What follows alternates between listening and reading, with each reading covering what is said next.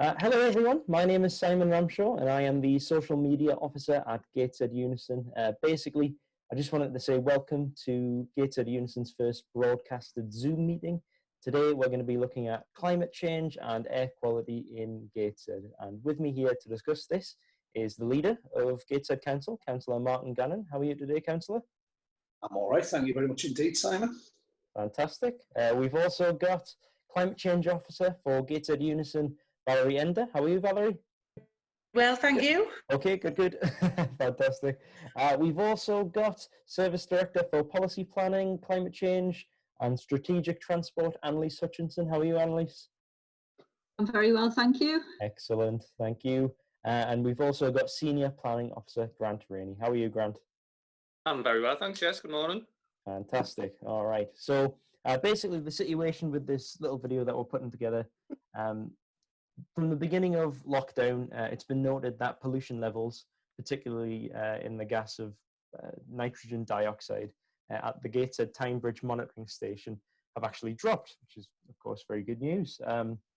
In layman's terms, what do these facts and figures mean for Gateshead? Okay, well, obviously, yeah, it's good news. It shows that what a difference a drop in traffic means in terms of air pollution, and air pollution's obviously got a very direct impact on our health. I think if you look at the figures, it's really hundreds of people we're talking about in Newcastle and Gateshead who their health is affected by air pollution. So any reduction, no matter how small, makes a difference. But I suppose what lockdown has shown us is what a big difference people not using their cars as much and not travelling as much and not commuting to work as much really does make. Yeah. I think I would agree with that entirely. It shows if we have less cars on the roads, you have less pollution. Now, it doesn't exactly take a genius or Einstein to work that one out, does it? What I would say is that, obviously, when we discuss this, there are two separate issues here, really, or interrelated: air quality and climate change. Yeah, we have an immediate problem in terms of, actually, we have two immediate problems, right? But the immediate problem is air pollution, and as Annalise says, 4 people a year dying on Tyneside as a result of air quality. And the statistical evidence, the data is there that shows that. I mean, if someone was running around shooting 400 people, I think people would take that seriously as an emergency.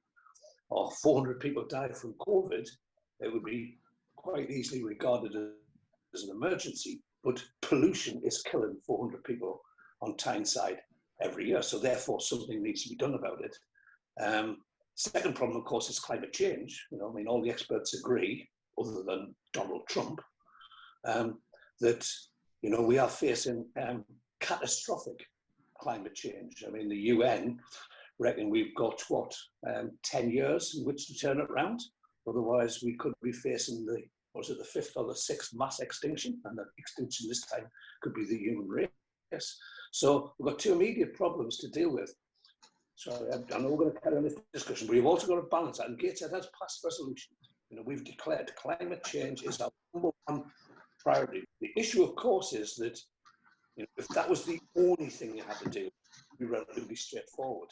What you've also got to deal with the fact is that Gateshead has huge levels of poverty and inequality, which is related to low disposable income. 50% of the households in Gateshead live on less than £30,000 a year. Right? The median income is £30,000 a year. What we need to do is to get people into employment, raise income, and of course, anything you do in terms of tackling climate change and air pollution has an impact on employment. So you've got it's reconciling those priorities. So we raise income, improve employment, tackle poverty and inequality, but do it by also dealing with air pollution and climate change. There's the hard one for you. So the next question I had today, as the world begins to reopen and more people start returning to metropolitan areas like Gateshead and Newcastle, places across Tyneside, how can we, as a local government organisation, maintain these positive environmental statistics to sort of slow down or halt climate change and improve air quality here in Gateshead?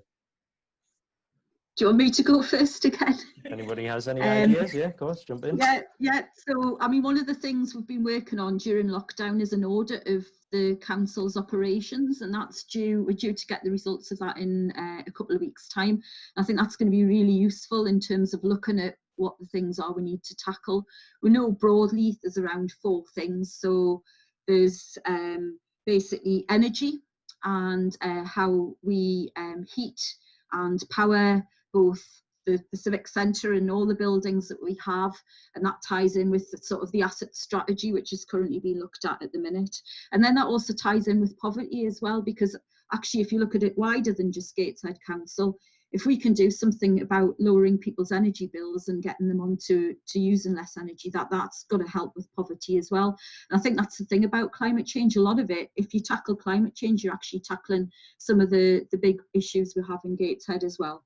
So there's lots we're doing already. We have our own, we're looking at mine water, how we can use mine water. We've just got agreement to have a portable solar array, like solar panels that you will be able to put on some of our vacant sites before development starts on them. So we've got loads of ideas, and there's an awful lot we're doing on that, but we know there's much more we could do. I think the second one's procurement. We probably need to have a bit of a think about how we procure things in future. So we've done a lot over the last year or so about the local economy and how we make sure we're helping to support the local.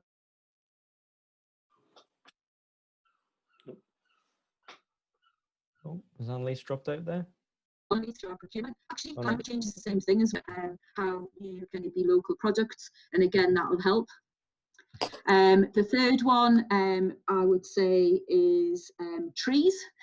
What can we do to plant trees to help with increasing, well, either mitigating the impact that we have through travel or whatever else where we're making carbon, but what can we do to plant more trees? And the council has agreed to try and plant 100,000 trees by 2030, and that'll have a good impact in terms of mitigating some of the impacts. And then the final one goes back to that traffic again, and active travel, and what can we do in terms of how we move around, how people get to work. Even if people could reduce by 2 days a week not going into council buildings and commuting, that would make a big difference in terms of our carbon footprint. So that's it, 4 main areas really. Yeah. And we've also seen a big difference from that so far as well, with more and more people working from home. It's a real sort of positive thing that we've seen, isn't it? Yeah. I know we talked a lot about the council's plans in general and sort of what has been going on, but I had a question in the same vein. How can individual local government workers contribute to this sort of positive change? Is that a question for me, Si? For anybody. Open to the floor. How can people individually contribute? I think, I'm by nature a collectivist, so therefore I tend to come up with collective solutions. Some very concerned individuals for the last 30, 40 years have, been eating a particular diet, living a particular lifestyle, but it hasn't saved the planet or dealt with pollution. So therefore there has to be collective solutions. And I think that's why it's useful having these sorts of discussions. Unison, as a trade union, is all about bringing people together. Yourself, Simon, as social media officer, I think the biggest single thing we need to do is to change people's attitudes generally. Okay, everyone kind of, some of the things that Annalise has been outlining there, use old mine water, other energy. I mean, everyone automatically just huge common sense, and great. Gateshead has done some great work there. Okay, the district energy centre, the experimental methane plant that we're developing up at Chopwell in conjunction with what is British Gas, but I don't know what they're called nowadays, Centrigers, I can't remember. But in all those sorts of issues are really supportive. But as soon as you say to people, well, you're going to have to use your car less, as we've just recently found out with some of the changes on social distancing on some of our house streets, people just go berserk. They want to do something about the environment, they want to do something about pollution, but they want someone else to do something. I think you know, we've got to use all of our mechanisms in terms of communication to change people's attitudes where, you know, they will, because, you know, if we are going to do something about pollution and air quality, and if we are going to tackle climate change, then we're going to have to do things differently, collectively. We're going to have to do all the things that you say. I mean, Annalise mentioned, you know, one of the things I hope you're going to hear an awful lot more from in Gateshead over the next period is about community wealth building, right? You know, I mean, far too much money is spent outside of, I mentioned median household income in Gateshead's £30,000, but most of that goes elsewhere. You know, huge, massive companies that, like Tesco's, £1.14, I think. I'm not having a go at Tesco's, right? But they fly produce from all over the world, and £1.14 Gateshead is spent at Tesco's, right? And then it's invested in the Far East. Right? It's dragged out of Gateshead. If we can produce locally, manufacture locally, spend locally, and, you know, even the council's budget, you know, we say it's £212 million, but if you take capital and all other spending, the council's gross budget is about, it's nearly £1 billion, it's £700 million, spending every single penny of that in Gateshead, generating employment in Gateshead, cutting down on commuting, all of the, but that needs public support. It needs, you know, you can buy cheaper, but that's not value for money. It's like knowing the price of everything, the value of nothing, right? Okay, it's better if we're producing locally, even if on occasions that's a little bit more expensive, because it's better for Gateshead. Very nice. Yeah. Have we got any more thoughts on today's issues? I didn't know whether it was worth saying something about what we've tried to bring in for staff as well. So we'd sort of recognise that quite a lot of people have probably been cycling more during lockdown. I think we've seen something like 150% increase in some of the cycle counters around Gateshead.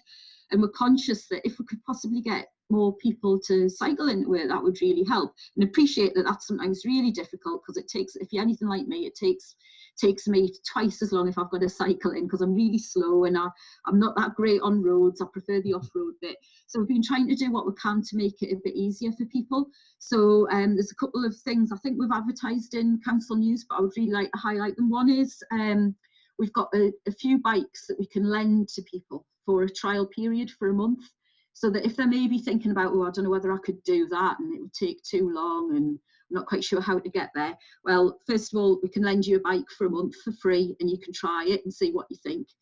The second thing is we've got all our maps online now, and we've also got an app launched called Love to Ride. And basically, if you sign up there, there's all kinds of deals. You can compete against your friends in terms of the mileage you do per week. We can even compete as a council against other authorities and other businesses in Gateshead. But then there's lots of competitions and things, so that's well worth it. And it also helps see who else is maybe, you know, cycling and what the best routes are and that kind of thing. We've also got an increase in how much you can do, you know, the bike to work scheme. So previously that was £1,000 per year that you could get for your bike. That's now increased to £2,000. So that means that you've probably, if you wanted to have an electric bike, then again that's something that's within that scheme now. So it just makes it a bit easier for people. So yeah, and we're hoping to do more and more over coming months, because we're hoping to build on that.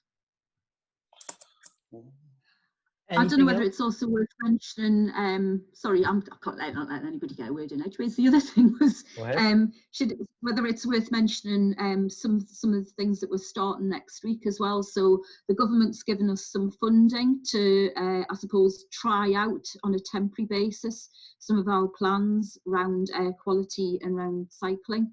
So we knew we needed to do something in terms of air quality. We're under a direction from the government, which means that by the turn of the year, we have to make sure the air quality in Newcastle and Gateshead is to an acceptable level. And we've looked at what we need to do for that, and part of that is being consulted on. People will have probably seen the consultations, and we think we probably need to reduce down the capacity on the Tyne Bridge, so it's probably only one lane of traffic, and that then means that we probably need to look at how we manage the traffic around the Tyne Bridge. So we had some plans that we were working on anyway for the end of the year that we were having to submit to government, and we recognised it was going to mean a massive change. But actually, with the we've got quite a bit of money from the government to put things in temporarily. So while the traffic's slightly less than it is, that's what we're doing. So from next week, we'll be putting in quite a lot of temporary cycle lanes around the centre of Gateshead, and that's again basically just to make it easy for people. So we know we're going to have to do something similar for air quality. So we're going to try it out while it's a bit quieter and see how it works, if we need to change it or tweak it and what the impact is. But it's basically, yeah, for your cyclists who aren't keen on maybe competing in heavy traffic with other cars. This is about creating dedicated cycle lanes and dedicated walking areas where it's much safer for people to cycle and walk, rather than maybe some of the tiny little lanes you get on the side of roads now that I know some people find quite difficult to use or don't feel that confident using. Fantastic. What's going on then?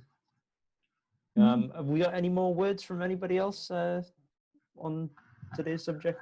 I just would like to say from a Gateshead Council employee point of view, I'm really excited by some of the things that are happening. So the fact that over lockdown, loads of us have worked from home or from other sites, and jobs that we thought we probably couldn't do from home, we can. And we can do them very well and we can do them very productively. And I think that, you know, as a council leading the way, show the companies in Gateshead that your staff can work at home and we don't have to travel into a town centre is a really good thing. I love the idea of spending my money locally, and if we're wanting residents to do that, then setting the local authority is definitely the way to go. And I think that's a great idea. We've had loads of conversations about what we could do as residents, but I think if your local authority is leading the way, it's easier. So I'm really excited about the changes we could make as part of the council.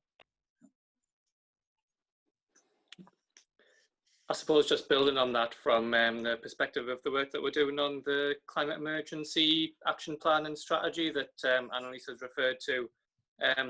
Yeah, just we're kind of building on what Annalise has said, where we're looking to get the results from the environmental audit in the next couple of weeks. And then really looking to draft kind of actions that will implement the recommendations from that. So looking at ways that the council can reduce its carbon emissions, but also activities that we can kind of support and facilitate the wider reduction and decarbonisation in the whole of Gateshead. And it's really important for us as well, you know, what Councillor Gann was referring to as well, the kind of the community wealth building, and really this kind of ensuring there's a just transition. You know, kind of typically in the past when you've seen kind of quite radical changes, which is what we know are going to have to be implemented soon.